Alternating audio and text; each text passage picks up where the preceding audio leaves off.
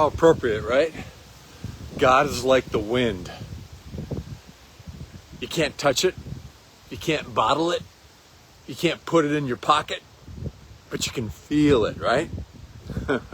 you can see its effects. The trees bend. The leaves rustle. The kite soars. The sailboat moves. That's exactly what Jesus was teaching when he said in John 3:8, the wind blows wherever it pleases. You hear its sound, but you can't tell where it comes from or where it's going. What an adventure, huh?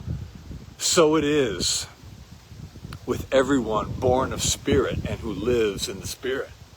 What an adventure with God, huh? God's spirit is like the wind, unseen, powerful, refreshing, and life-giving. Think about a sailboat. Without the wind, it just sits there. No matter how well built or how beautiful it is, it just sits there. But when the wind lifts, it sails, it moves. Sometimes slowly, sometimes swiftly. Huh? The same with us, I guess, right? But it always moves with power greater than its own, right? That's how our lives are with God. On our own, we're stuck in so many ways. Physically, emotionally, mentally, intellectually, spiritually, soulfully. We're stuck. But when we open our sails to God, so to speak, His Spirit carries us, moves us, carries us forward. Now, let's be honest. Sometimes the wind isn't gentle.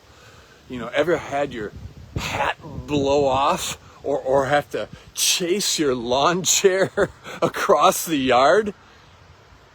God's Spirit can feel like that too, can it? Sometimes nudging is gentle, and He nudges us gently. Other times we feel pushed strongly in a new direction that we didn't expect, but always loving us into new life and to new ways. I think it was Charles Spurgeon who said, without the Spirit of God, we can do nothing. We are as ships without the wind. And that's the truth, I think. Without God breathing life in us, through us, without Him, we stall. With Him, might sound kind of corny in some ways, but with Him we can soar. With God we can sail. But are we willing? So we don't need to understand all the mysteries of the wind in order to enjoy a cool breeze. And we don't need to have life all figured out to experience God's Spirit. All we need to do is just open our hearts, lift our sails, so to speak, and let Him move us. But we got to let the wind blow through, removing our doubt, our darkness, our despair of being unloved, being unworthy, being unguided, and be refreshed by His life-giving Spirit, that we are loved, that we are guided, if we're willing to allow ourselves to be.